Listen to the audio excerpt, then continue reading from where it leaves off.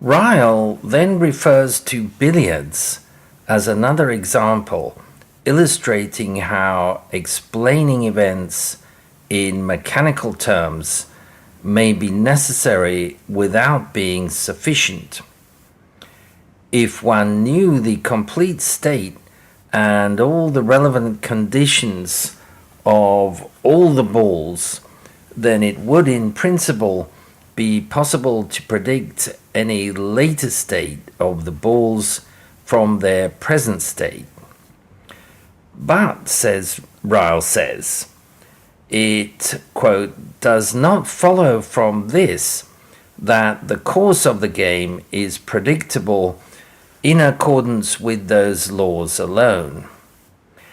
A scientific forecaster who was ignorant of the rules and tactics of the game and of the skill and plans of the players could predict, perhaps from the beginning of a single stroke, the positions in which the balls will come to rest before the next stroke is made, but he could predict no further. The player himself may be able to foresee with modest probability the sort of break that he will make, for he knows, perhaps, the best tactics to apply to situations like this, and he knows a good deal about his own skill, endurance, patience, keenness, and intentions, end quote. Ryle uses this billiards example to illustrate the compatibility or even necessary connection between mechanical laws and skillful judgment.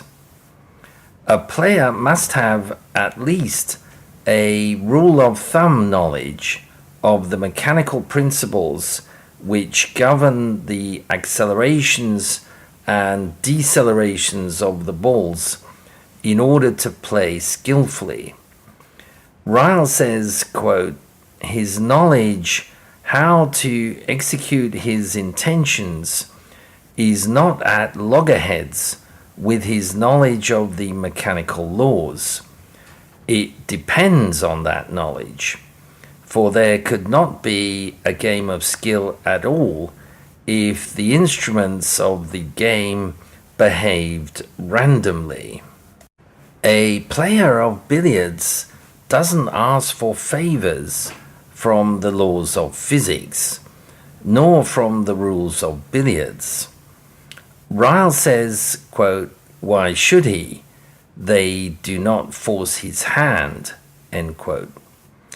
He criticizes moral philosophers who believe that the advance of science undermines the exercise of moral virtues. Their false assumption, Ryle says, is that there's, quote, a contradiction in saying that one and the same occurrence is governed both by mechanical laws and by moral principles, end quote. Ryle is adamant that such an assumption is baseless. A golfer can simultaneously obey the laws of ballistics and the rules of golf while still playing with elegance and skill. Ryle concludes, quote, not only is there plenty of room for purpose where everything is governed by mechanical laws, but there would be no place for purpose if things were not so governed. Predictability is a necessary condition of planning, end quote. There's another longer passage in which Ryle addresses this rationalist/empiricist dichotomy. It concerns a man accused of shooting someone. Ryle considers the sort of questions that can be asked about how and why the gun fired, both in terms of how guns work and how human beings work. Let's now look at this text. Quote, "Men are not machines, they are men." People often ask such questions as, how does my mind get my hand to make the required movements?